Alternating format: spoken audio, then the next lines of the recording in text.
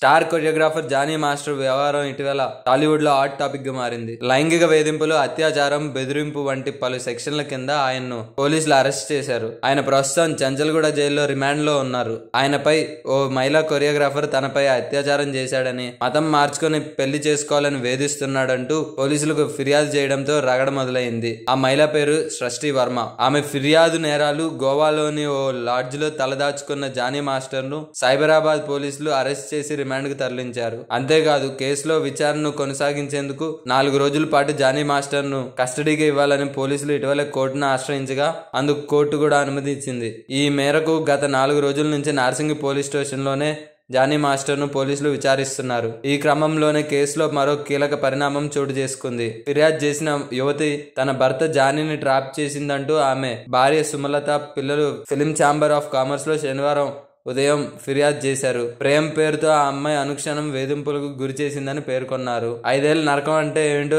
Johnny master తో పాటు తనకు కూడా చూపించిందని సుమలత సంచలన ఆరోపణలు చేసింది. చివరకు ఆమె బాధ తట్టుకోలేక తాను కూడా ఆత్మహత్యకు యత్నించారని వెల్లడించింది. అత్యాచారం చేశాడని ఫిర్యాదు ఇచ్చిన అమ్మాయి ఆమె తల్లి పెళ్లి చేసుకోవాలంటూ తన భర్తను తీవ్ర ఒత్తిడికి గురి చేశారని తెలిపింది. అలా వేధింపులు భరించలేకే వారిని కొంతకాలంగా జానీ మాస్టర్ దూరం పెట్టారని, ఆ కక్షతోనే తన భర్తపై అక్రమంగా కేసు పెట్టారని సుమలత వాపోయింది. తనకు తన పిల్లలకు ఏం జరిగినా ఆ తల్లి కూతుళ్లదే బాధ్యత అని పేర్కొంది. ఈ విషయంలో ఫిలిం ఛాంబర్ ఆఫ్ కామర్స్ తమకు న్యాయం చేయాలని జానీ మాస్టర్ భార్య సుమలత పిల్లలు వేడుకున్నారు. మరి దీనిపై ఫిలిం ఛాంబర్ ఆఫ్ కామర్స్ ఎలాంటి నిర్ణయం తీసుకుంటుంది అనేది సంచలనంగా మారింది.